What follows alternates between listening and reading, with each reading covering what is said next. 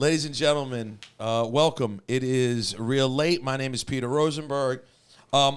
This guy, the guy to my left, he's like a regular. This is like Norm and Cheers. You know what I mean? It's Rome Streetz. What's good, bro? It's the Dilly. I'm back again. Building. Another project, another great producer. Super excited. Not that I'm not always super excited to see you. You know what I mean? But like you coming through, it's Norm coming through. This is like a star from another show popped up on an episode. You know what I mean? Of course. That's fire. Conductor Williams is here. What up, man? Yo, peace, man. It's a Thanks pleasure. for having me. Yeah. Thank you. I don't remember the timeline now on how long I've been playing your stuff, but it feels like now it's been a steady stream of music for a few years now. Yeah, maybe like 5 years. Maybe 2019. Man, something like that. What was before we get your history and we get how you guys have this project Train Spotting coming out May 27th, just a good old boom bap hip hop album that I'm very excited to hear. Conductor, you've done a lot of stuff over the last several years. You become kind of the guy. What was the sort of inflection point where things sort of started moving for you? Was there one particular project song that you did where things started to really move for you? Yeah, it was a Euro step with West Side Gun. It was Pray for Paris, right? Yeah, Pray for Paris, that was on. That's when things started moving. But before that, I got to shout out Terminology, Remy Banks, Evidence. Wow. Dilated Peoples. So those guys were the first guys to actually put their brand with mine. And Terminology was the first person to ever actually work with me. So Evidence kind of co-signed, like, yo, you're fire. And Remy would visit Kansas City, and we actually just kind of became friends outside of rap. But Terminology was the first person, like, send me a batch, I'm going to rap. So how did Terminology? Shouts to Terminology. By the way, one of the first artists on the first show I ever did on Hot 97. I was playing "Watch How It Go Down." The Terminology. Oh, wow. That's the exact era That's of a joint, though. Yeah, that's a joint. That DJ Premier shit. That was the exact beginning when I got started, and he's been such a staple in the underground for a long time. How did he get hip to what you were doing? Evidence. So Evidence was just not in a position to rap. Just personal things. He was making a record. He was doing Whether or Not, I believe. And he was kind of just focusing on that only. And me and him were texting back and forth and kind of became friends. And he's like, yo, I ain't got no space for it right now, but term. And then he seen my output. So Ev kind of seen that I consistently work. How did he see you? Like on social? At the craft. Yeah. Were you blind sending people stuff? Yeah, nah. So he kind of saw me on social. And then Remy came to see me in Kansas City and said he knows how much I love Evidence as a producer and as a rapper. Like, Ev is in my top as an MC. And so he said, yo, guess who's in Kansas City? And I said, who? He's like, Evidence. He's at the Ameristar Casino. He's at the Ameristar. So he calls him. He's like, yo, I'm in Kansas City too. And I can hear Ev on the phone like, oh, word, come down. He's like, I got your mans. He was like kind of just making it funny. He's like, yo, I got your man's Conductor that you've been talking to on Instagram. He lives here. And so Ev's like, yeah, come down. So on the way down to the venue, Remy got a text and he was like, yo, I got to get to the airport. I still to this day don't know what happened. So I kind of did a U-turn and took him to the airport. And I DM F and I'm like, yo, Remy can't make it, but do you mind if I still come to the show? And he's like, yeah, come through, like, smoke up or whatever. And he just treated me like I was one of the homies. Like, as soon as we met in real life, it kind of became like one of the homies. Wow. And then it just kicked off from there. And then he, basically referred me to Terminology. And then Term was like, yeah, you're dope. And then he did Vintage Horns, an album called Vintage Horns. He do like 1,000 albums a year, Yeah, no, he makes a lot. That's a man who makes music right there. Yeah, so he did an album called Vintage Horns, and then he did a couple songs on there. And then after that, it was like, it was up. But definitely when Wes hit me and did the Euro step, it was like, that was the beginning. So then Wes heard the different stuff, and he reaches out. he's always been very good at having his ear to the ground on who the next producers. Yeah, just Instagram. Just Instagram. Crazy. He just so he just kind of came to your stuff also via social. Yeah. So I was just posting beat videos on Instagram on some like done with gatekeepers, done with rappers, done submitting for people to pick my beats, tired of people like the game of as a producer getting people to like you or thinking that you're dope. I just was over that. So I'm like, fuck it, I'm just gonna put beats out. Learned the Adobe suite and started entertaining people that wanted to see. And then Westside Gun seen a video, seen the Eurostep video, and DM me like, yo, take this down. You're gonna take this down right now. And I took it down, and he's like, yo, I'm in Paris with Virgil, and he's doing the thing. He's Westside Gunning. Yeah, he's like, I'm in Paris with Virgil, French fries or whatever. I don't know if he sounds like an ad lib, where it sounds like an actual ad lib to a song of his. Yeah. So so that's kind of how it, and that's how it always is. Like, to be honest, everyone that you've heard me work with, they've reached out to me directly. It's not a manager situation. That's fascinating. Like, honestly, that's super duper. Well, first of all, so Remy Banks is from World's Fair. Yeah. Also went to high school with my wife in Queens. Small world, crazy. I did not know that when I met my wife, because I've known Remy longer than I've known my wife. Mm-hmm. You and Remy linked the same way. Blog era. So stuff. through the blogs, and then World's Fair was moving around, and I forget the gentlemen that were in that. So I'm sorry about that, but those guys all like took a liking to me back then, and I was sending beats to them, via Facebook or MySpace, whatever we were using. Right. But Remy's just a very special dude, and we just became friends for real. Like, it's on some, like, he knows my kids. He's seen, How many kids you got? 2. How old? 8 and 6 now. 8 and 6, all right. Boys and yeah, girl? boys. Okay. Yep. So Remy, he calls and speakerphone to them and stuff like that. So it's cool. Do you mind me asking how old you are? I'm 40. So I figured that you were close to my age when you expressed your admiration for Evidence. Yeah. Right? Like, because I was like, oh, we have to be close to the same era. Yeah. Evidence is, I probably wanted to sit down with him for a long time. I haven't. We've been in contact on and off over the years, but I haven't talked to him like in a real way in years. Mm-hmm. He is so criminally slept on as an MC and a producer. Yeah, man, it's unbelievable. It's like any beat. Of course, he's got Al, so they're all good. All the beats are good, and he's got all of his connections. But any beat, he just makes it better. It's just his voice and the pockets he chooses, and it's so relaxed, but it's so perfect. And he's a perfectionist when it comes to the mix and his voice and the textures and everything. He's just phenomenal, for real. And that's not because he's my man. It's because I've bought everything he's ever put out. Wow, just on some straight up fan. Yeah. I respect the hell out of it. Rome, when did you first get hip to Conductor? Was it the gun stuff, or was it? Yeah, it was Eurostep. I was like, oh, this beat is crazy. And then we met probably like 2021 when I was in Arizona. I was working on Kiss the Ring. And we was working on Part 8 with Wes, and we were just cooking up. Like, Yeah. I was in one room, he was in the other room, Wes was in the other room, and he was just sending beats. Like, he was playing beats for Wes, and I guess, like, Wes didn't take certain beats. I'm like, yeah, send me that. Send me that. Yeah. I take the beat, go in the room, and by the time Conductor come in the room, it was done. And then we just started, like, we just started working from there. Like, after I went back home, he was just sending me packs, and I was just rapping over everything. I remember at some point talking to you and you being like, yeah, I got a whole stash. I got a whole Conductor album in the stash. And people say that loosely. It can be true and you never hear it. It cannot be true. Someone could just say it and it's not true. Like, they have a couple of joints, or they say it, but it's never getting done. Yeah. You know what I mean?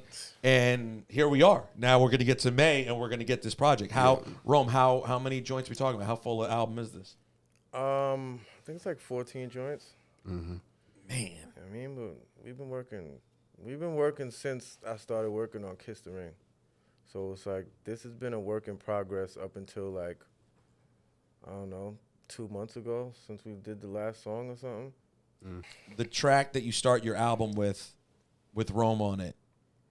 Okay. How did you? Is that one that you guys just have and you don't know where it's gonna land? And you're like, hey, how do you feel about me using that here? Like, do you just take that from the stash and say, hey, what do you think of me using this? It's just pure collaboration, you know, and communication at the best, you know. So just like get the song, get the art done first, and then kill all the egos, and then figure out what suits best for what project, you know. So I find you both to be particularly inspirational stories because for so long there's been this the misconception of like hip hop being like for kids, you know, like if one and like once you get past 25, it's like a death sentence to a career, and I love stories of when people were grinding, you know, for a long time from when they were young before it starts to click. yeah. And it's like, do you ever think about, does it ever feel like luck? Does it feel like divine intervention, or surely just hard work that you ended up getting to this spot? Because we all know, all of us know plenty people who are just as talented or close to as talented as us or people that we know, and it didn't happen. Like the right thing didn't fall into place. I feel like this is just, you know, hard work, dedication, preparation, meeting opportunity. Because honestly, today's kids can't rap like this. Like, there's no person their age that's inspiring them to rap like this. So in order to kick it like this, you had to have been doing it for years. Because it took years to get to this level. Everybody that you probably see in this underground rap isn't like some 19-year-old kid. Like, and if they are, they're just inspired by this. You know what I'm saying? Like, they was tapped into a generation that was before them. You get what I'm saying? Like, a kid that's 20 right now grew up on Soulja Boy. You get what I'm saying? I know, right, correct. Like, they grew up on snap music. They didn't grow up on bars. Like, they had to go find bars. So it's like, this pocket of rap, like, you had to have grown up in it. You had to have, you know, been around when this type of stuff was like the mainstream. Or You close to know what I'm mainstream. saying? Yeah, exactly. Like, you understand what I'm saying? So, I'm not saying it's not for kids, because I know a bunch of kids that love it, but you had to have been putting that work in the dark when it wasn't popular to do this, to be popular right now, to be that good. You get what I'm saying? Like, this is not the type of rap that you could just be like, yeah, you know, I just started rapping last month and I caught a break. Like, nah, it takes years to be this nice. You know what I'm saying? So it's like somebody who's thriving in this pocket of rap been putting in pain for a long time, regardless if they was like getting traction or not. You know what I'm saying? Conductor, who else were the producer inspirations for you? Obviously, Evidence, Al. Who else was in the sort of rotation that you were like, oh man, these are just the guys? Yeah, I mean, it was all of those guys, you know, Madlib, for sure, Doom, but the main one was Dilla for me, and he was the bulk of serious art studies was Dilla, and just trying to figure out why he would use samples, and then romanticizing basically on where he would cut and finding the places he would cut, and then challenging myself to find other places, and journaling about how his music made me feel, and being transformative with that, and finding another sample from another genre and trying to cut it like, you know, the Bill Withers joint, Dilla cut, or whatever it was. And it was honestly just that. And so you would think, you would find a unique sample and think, how would Dilla mess with this? How would he look at something like this? Yeah. Yep. But that's well, first of all, there's a few things you just said there that were a mouthful. Number one, the journaling. Yeah. What would you journal about? Like, how did Dilla's music make you feel?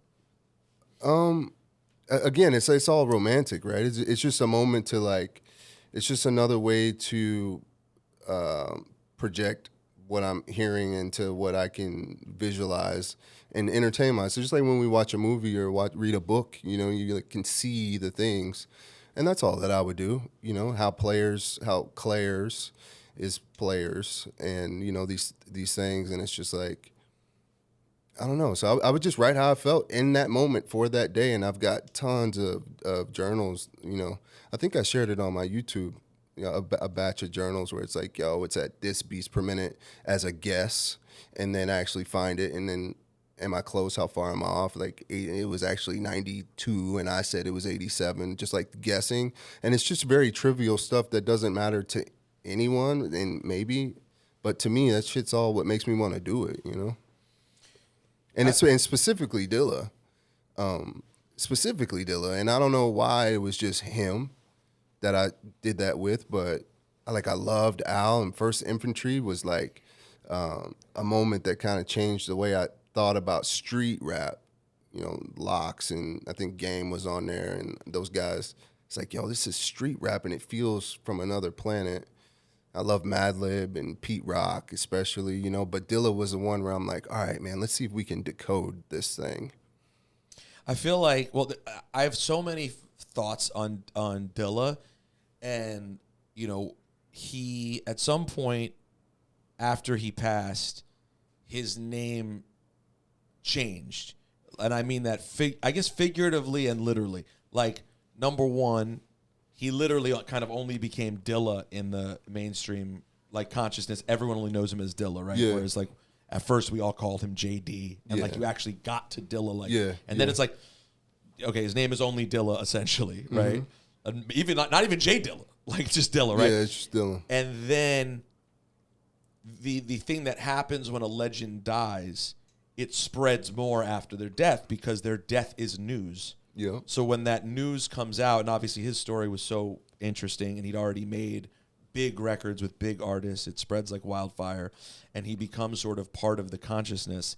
And I'm sure you've experienced this. I'm sure both of you guys have experienced these conversations. Like, a lot of people talk about Dilla, and they mention him in the conversation with an idea of the big stuff that he's done. Yeah. But I can always spot the difference between those people and the people, like, it's almost like a cultural difference between those who know Dilla and those who listen to Dilla beat tapes. Yeah. Like, no, like, we're like, by the time The Shining came out, if you didn't know the We Must Be in Love shit before Pharoah rapped on it, then you weren't really checking for Dilla. Nah, the instrumental itself is crazy. Well, you know,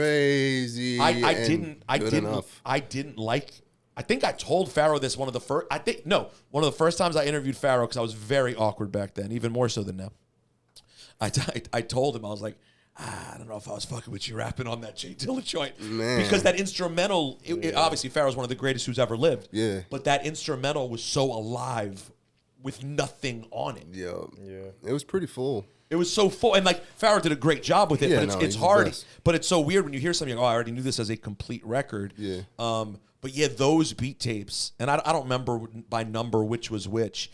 We would just, you know, it was the MP3 days. You'd get like have CDs or folders of them, Yeah. and now they're all widely, easily available. So if you're watching this and you don't know what we're talking about, you could basically go on SoulSeek or YouTube or wherever and find hundreds. And so many of them, you know, and some of them popped up on Donuts, and some got more familiar post Donuts. Yeah. And then they released, some of the tapes are on streaming services. Oh, yeah, that's right. A bunch of them are, right? Dillatronic, and there's a bunch of them on there that folks can go and stream and purchase. Probably more better than stream is like purchase this shit, and you know the cash goes back to the foundation or his mother or who however it's set up, but. You know, you can pay for the music, listen to it, or like Peter said, go and, you know, hit your Googles and get the knowledge. But what's Dilla Delights Volume 1? It's, you know, from what I've gathered, and I'm probably wrong, House Shoes, but from what I've gathered is it's just like bits and pieces of beat tapes, like the installment. There's some joints that I might have had heard off of there, and then there's some of the SP stuff is on there. Yeah, and it's like a mosh posh, but it's just a bunch of his different.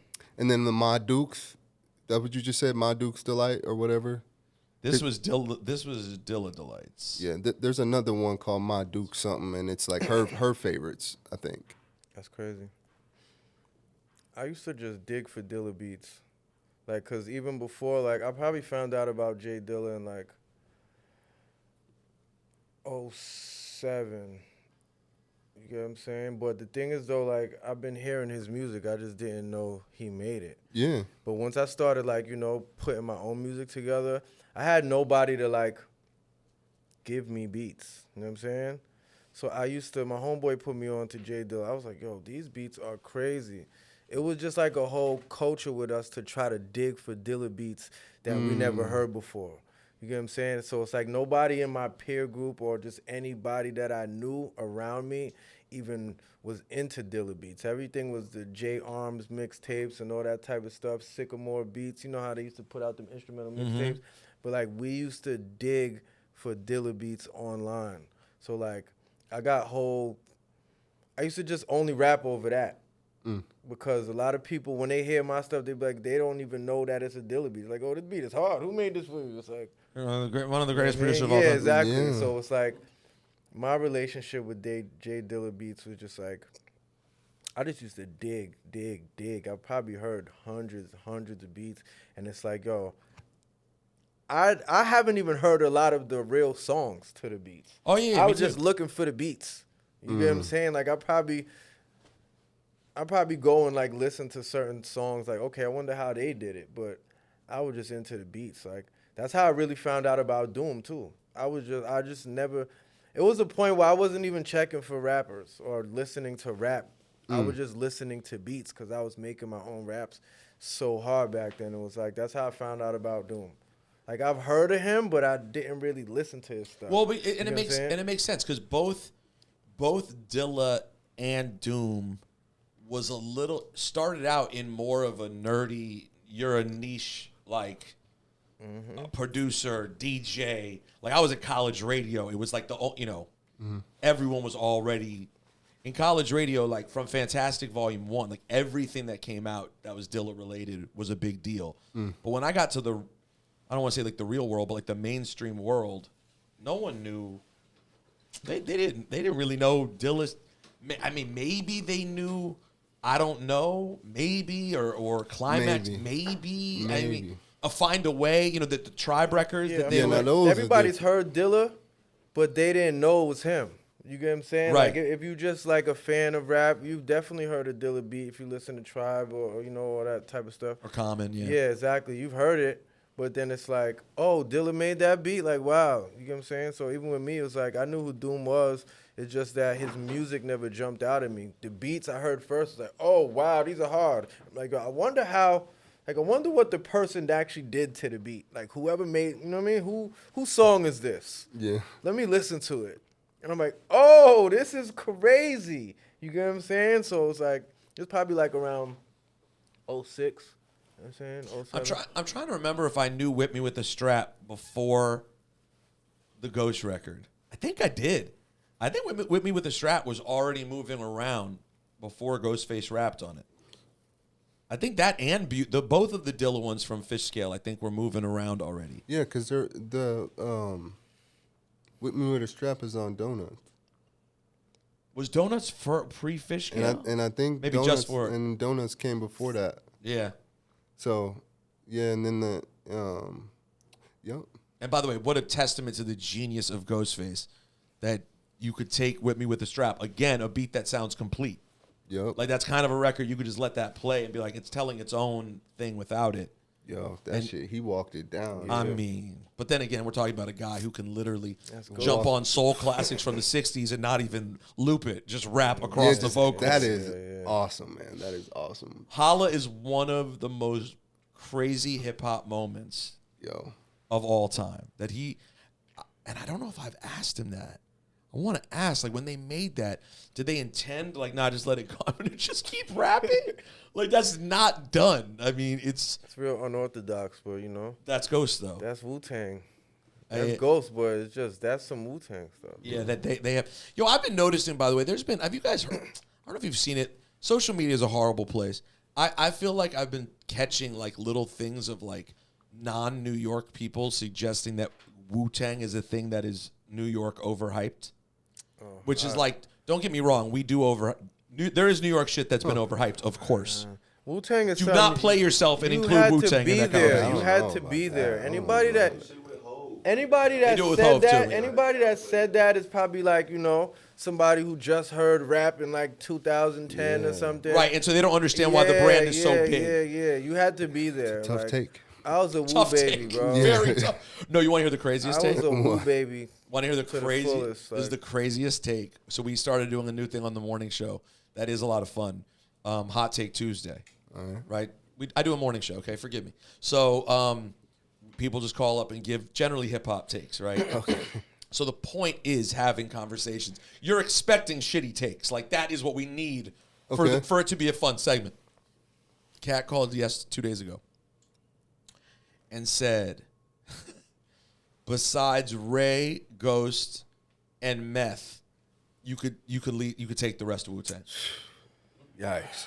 Yo, we literally said, we were like, this is going to be tough for you. Well, you just he said didn't say So then, of course, we naturally said, even before we get to Old Dirty or anything else, Deck, I was like, wait, you're leaving the Genius? Yeah. You're going to leave?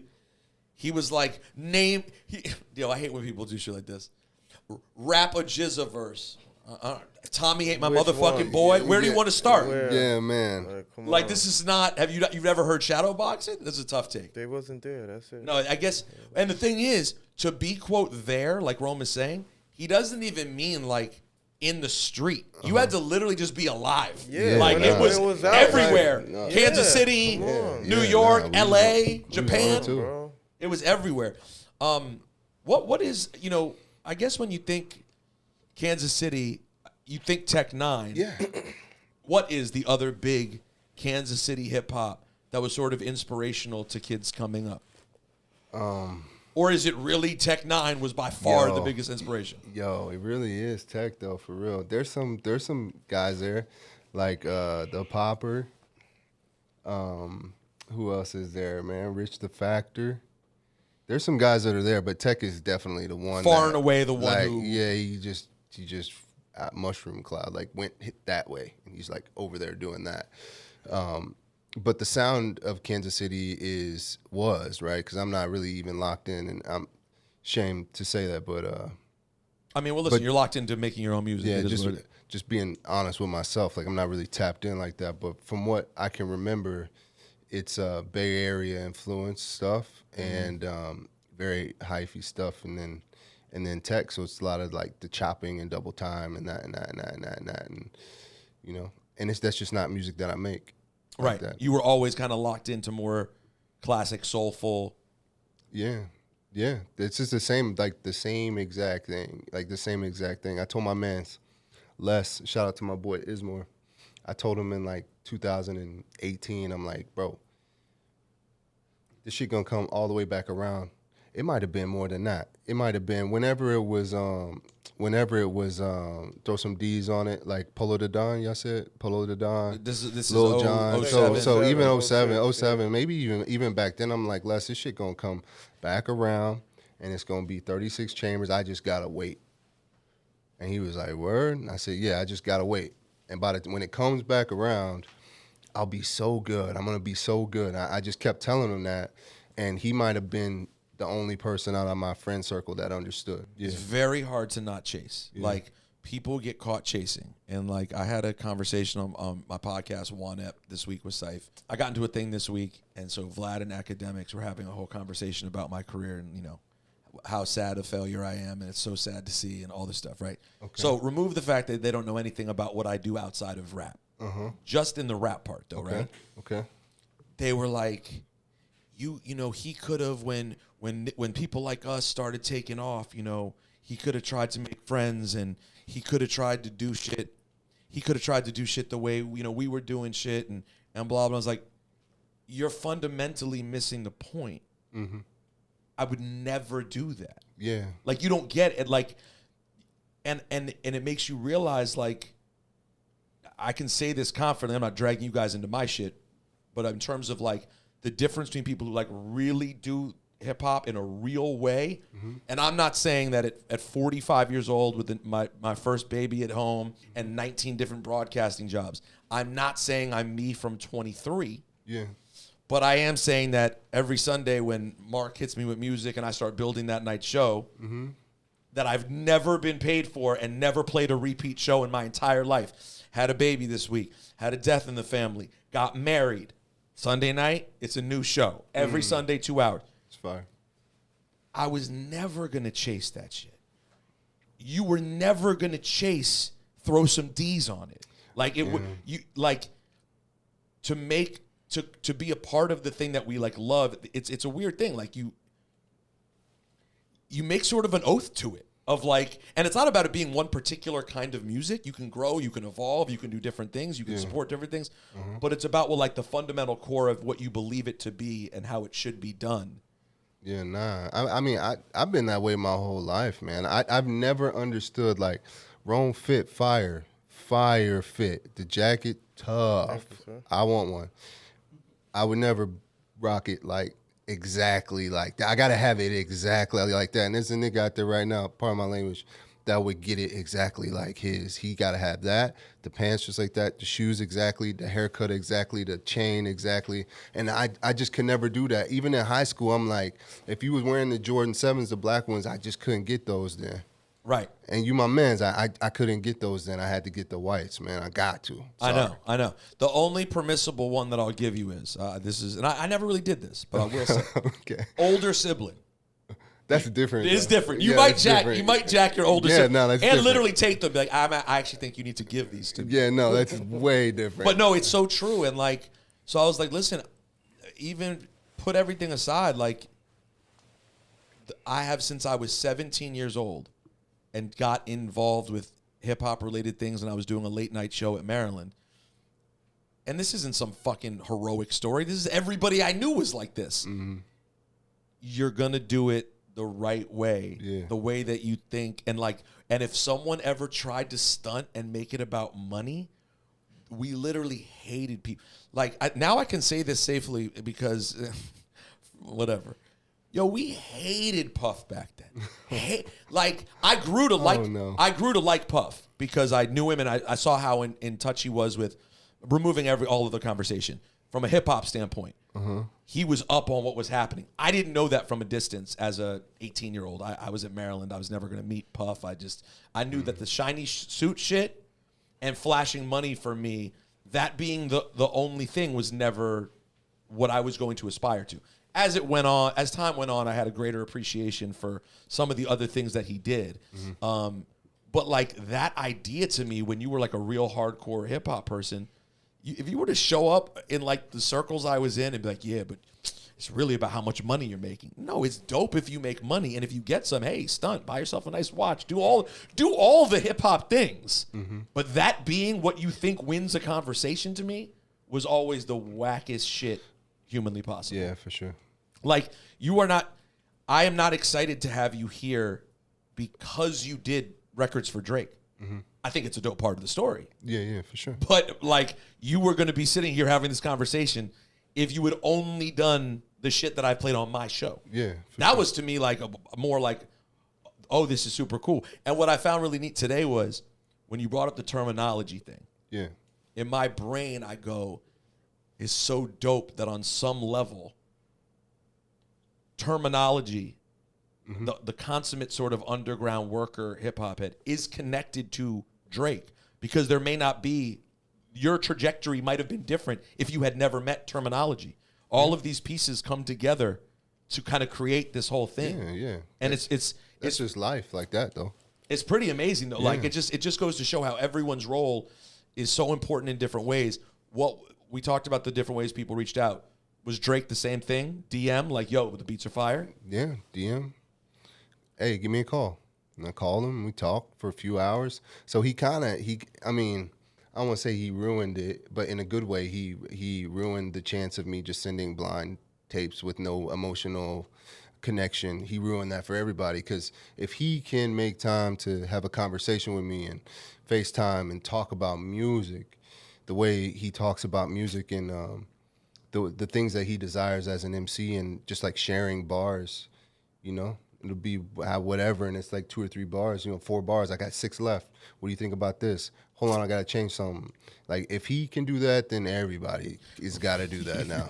That's a tough bar. Yeah, he has changed the standard. Yeah, so it's like, bro, you don't want to answer because I'm asking you what beats you got? Like, all right, man. Right. You know Or an artist doesn't want feedback from you. Like, don't get sensitive on feedback. like, I've given feedback to Drake, for God's sake. I mean, it's just like he took the time to explain what he wanted and what he was feeling and how he was feeling about what he wanted to do. And that's a part of my job as a producer, is to listen to those things and put the artists in the best place to be successful. By the way, you do put a lot on yourself with your name. Like, Conductor, you can't just be some dude who makes beats and sends them out loose and never has conversations. Like, you can when you were coming up. Yeah. But the name Conductor does really imply you're producing. Yeah, for sure. Which, like, listen, by the way, I love a producer who makes a good beat tape and is down to send a beat tape, and that's cool. No, that works too. That's its own thing too. Yeah. But when you get to that next level of really creating songs and cultivating songs, having a producer who can say to you, because, like, listen, Rome, I'm sure you've done records with people, they just send you the beat, it's dope, you knock it out. Mm-hmm. But when you can work with a producer you can trust, who, if he says to you, like, we could probably do that better. Yeah. Is that nice as an MC? Is it kind of dope to have someone? I love that, because that's honesty. Every rapper feels like everything that they do is the greatest thing ever. It's so true. So when you this is my best album yet. You understand? But it pushes you. It's like you could probably do a take and it's like, yeah, this is it. But then, producer be like, listen, bro, you could probably emphasize this a little more. You could probably put a little more sauce on it. That makes it better. That makes you like, all right, cool. Even if you thought that was the best thing you did, how can I best the best thing? Right. You understand what I'm saying? Yep. Once somebody puts that, like, that type of energy behind you, you're going to just get better. You're not going to be complacent. You're not just going to be comfortable in, like, what you make. It's like, now you want opinions. Like, yo, how do you feel about this? You understand what I'm saying? Like, you fuck with it? It's fire? Okay. Oh, I think you could redo it. Bet. Let's do it. Like, as an MC, you got to be able to remove your ego when you creating. You get what I'm saying? A lot of rappers and MCs have so much ego, you can't give them any constructive criticism, because then they feel like you hating. You understand what I'm saying? Like, if hip-hop, if you're working with a producer, like, there's a difference. You know what I'm saying? If you're working with a producer, you got to open the door for him to actually produce you. Correct. You get what I'm saying? Like, yes. If they don't feel that door's open, you're not maximizing what you can do. It's just the beat maker. Like, at the end of the day, I want the producer's input, because that will make me better. Like, okay, you made a beat. What type of rap did you envision hearing over this beat? Right, especially if it's nothing like you understand what I'm saying? Yeah, if it's nothing like that, it's like, then I'm not able to maximize the beat. You get what I'm saying? Like, Conductor sent me beats. He's like, yo, I made this, and I was thinking about, make a story. Give me some type of emotion on it. Like, don't just rap. It's like, okay, cool. Like, that's going to challenge me to do something that's not, step out of my comfort zone. You know what I'm saying? Like, so, Conductor, so take me through that moment, though, because you've gotten a lot of messages, and now you've worked with a lot of people. Okay. But when you initially just look in your inbox and you see unread message from Champagne Poppy, did you bug for a moment? You seem like a very laid back dude, but that's still a crazy moment as an artist who makes music. It was exciting, man. It was an exciting moment. And it was the fact that he was ready to rock and roll. So it wasn't even just some light. It was like, hey, I want to work. Yeah, let's get to it. Yeah, call me when you get a chance type shit. How long did you wait before you make that phone call? I called him. I read it and called him. You know what I'm saying? You don't let that sit. Yeah. I'm not gonna be too cool about this. Let's knock this out. Yeah, no, you gotta be like that, him. man. Trust me. I called him, but I mean, not now. But here's the thing: is by that time, I've worked with Mock, Wes, Conway, Benny, Rome, JID, I think. I had worked with guys that were like high caliber artists. Yes. So it wasn't like, I didn't feel like with him when I felt like with West Side Gun, where it's like, yo, this is kind of my first time working with somebody to this degree that's so good. Did you realize when you first heard from Gun, this can be a life-changing moment for me?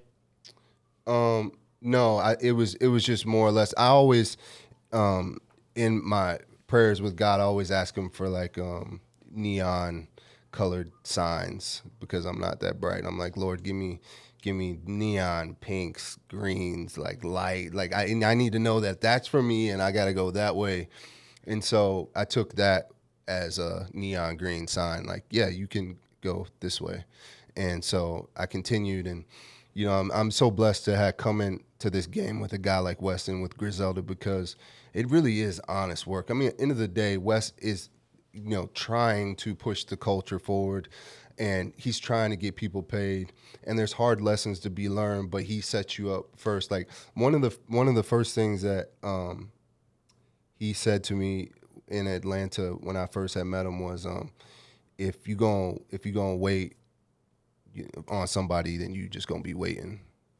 And it's like a pretty staple thing in business. If you won't take initiative, then you don't get paid. If you don't have product, then you can't get paid. If you can't cultivate new ideas, then somebody else will, and you won't get paid. But it's like little things like that along the way. He has just kind of told me in his fly God way. It's not in like a fucking Tony Robbins way. Pardon my language. You're good. But it's, you know, it's not like but you're good.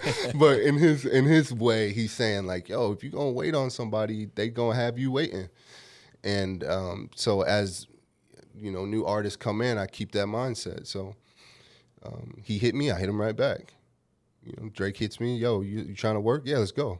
Yeah, I gotta be ready. So you can't change a trajectory of a community or a scene or have a vision for something if you're waiting for it to come to you. You got to be like in motion to get it. Did the Drake thing affect like some people close to you more than other things? Because I imagine like the stuff that you've done is big, particularly in our world. Yeah. But there had to be people in your life who are not deep in our underground world. They just, you're their family, and you make music, and they call him Conductor, and he does really well. Yeah. But that when they heard that,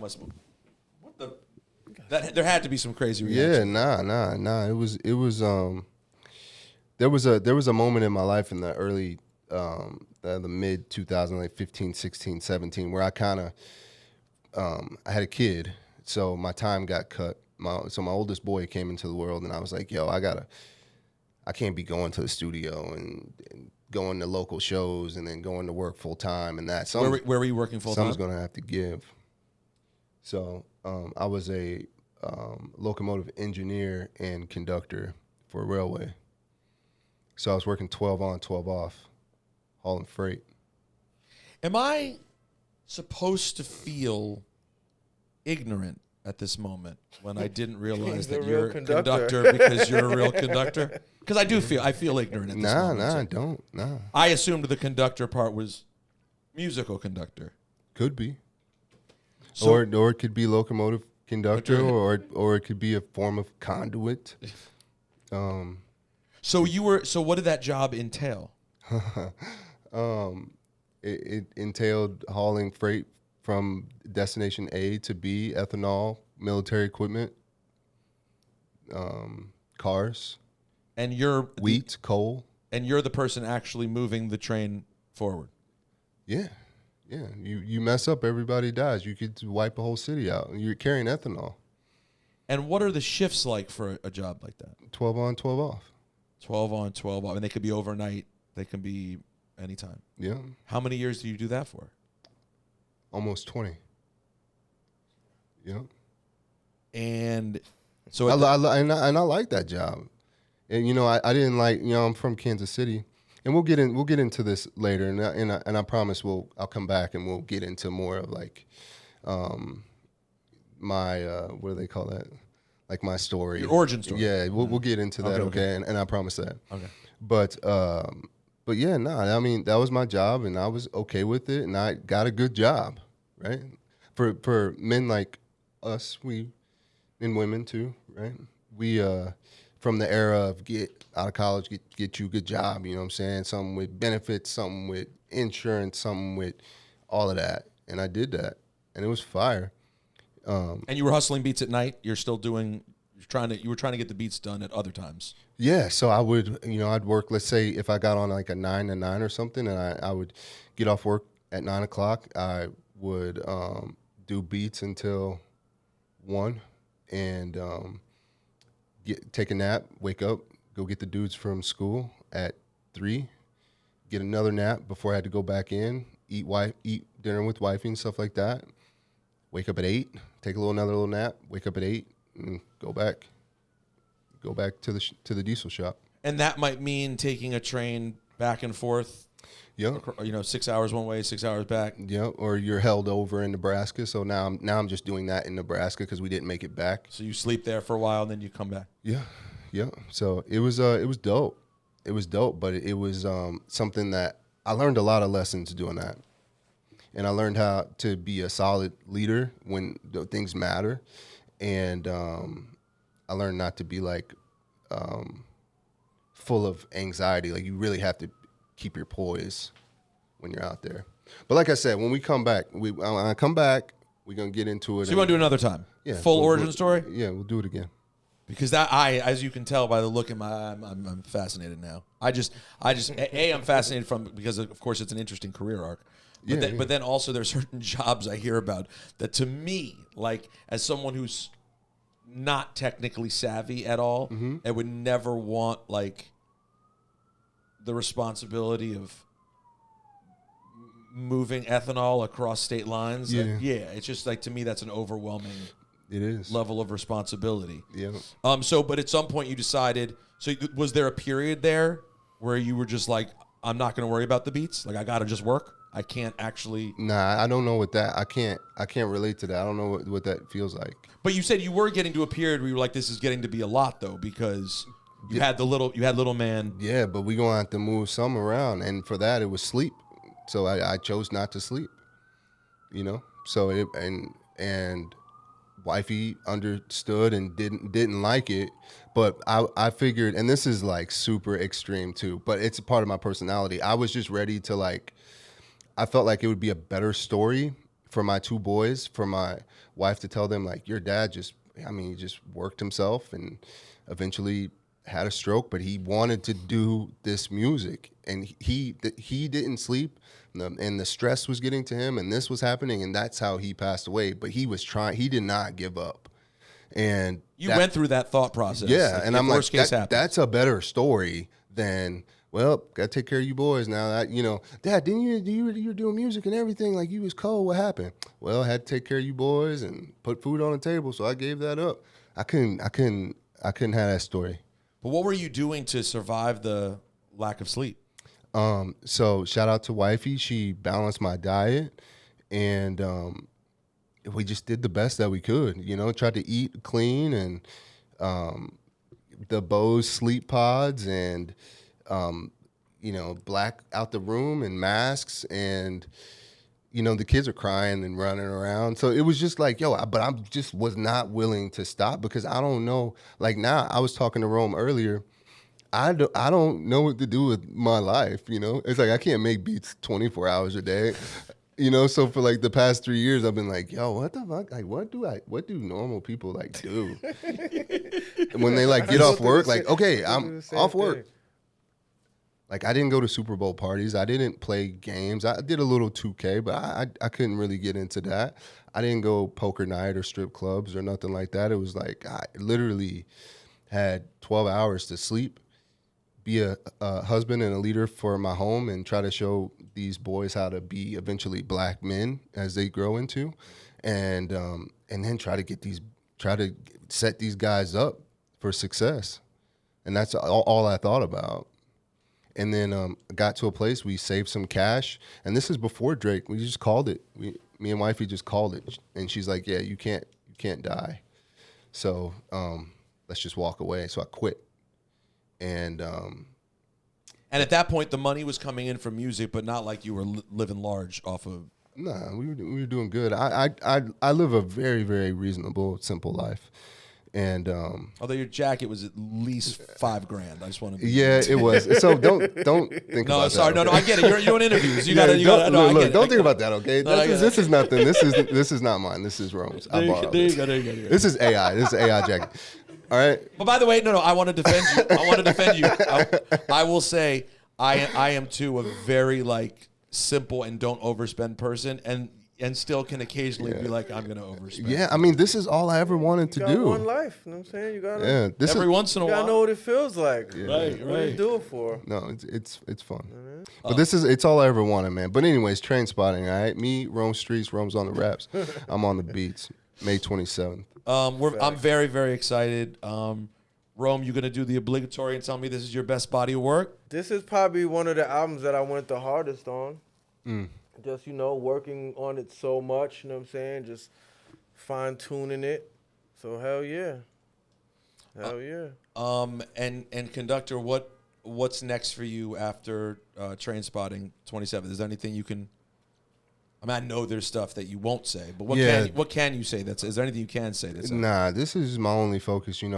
I'm still working on beats diligently like I always have, but this is really my main focus, and doing stuff like this and really just kind of following Rome's leadership in shows and interviews and stuff, because I just don't. But I want to get out and play shows and stuff like that, so that's kind of what I'm more focused on. Have you done any of that? I do some pop-ups, like I got a pop-up this Thursday, and then where I'll just play records that I made and play some beats and stuff. But as far as like bigger stages and performing songs, I just haven't gotten to a lot of that. That's still. Oh, so this is. Do you think you'll? Because again, you seem very cool, and you already dealt with stuff that was very high pressure. Do you imagine when you guys get out there and start doing lots of shows, that's the kind of thing you'd have nerves about, or no? Nah, I'm with my brother, so I can't be nervous with Rome. You know what I'm saying? No pressure, Rome. You got this. Yeah, I can't be nervous. When you're with your friends, it's power in numbers. So when you're with your friends, I can tell him like, yo, bro, I'm a little nervous right now, and he'll figure it out. Like he'll figure it out if that were to happen. But shit, I'm ready to have a great time on stage and meet the people that have been listening to my music and streaming it and buying things and helping support my family. I want to meet those people and say thank you, if anything else. Are you a straight edge fella? Do you drink or smoke or do anything? Yeah, I'll drink. Okay. And as far as a tree, maybe to rest or something like that, but not too big into the trees like that. Yeah, you're not. Yeah. But cigars. I love cigars. I love like scotch and stuff like that. But again, I didn't get into doing that because my schedule didn't allow me to be drunk the next day. No, I wouldn't think. You know what I'm saying? Doesn't sound great. Nah.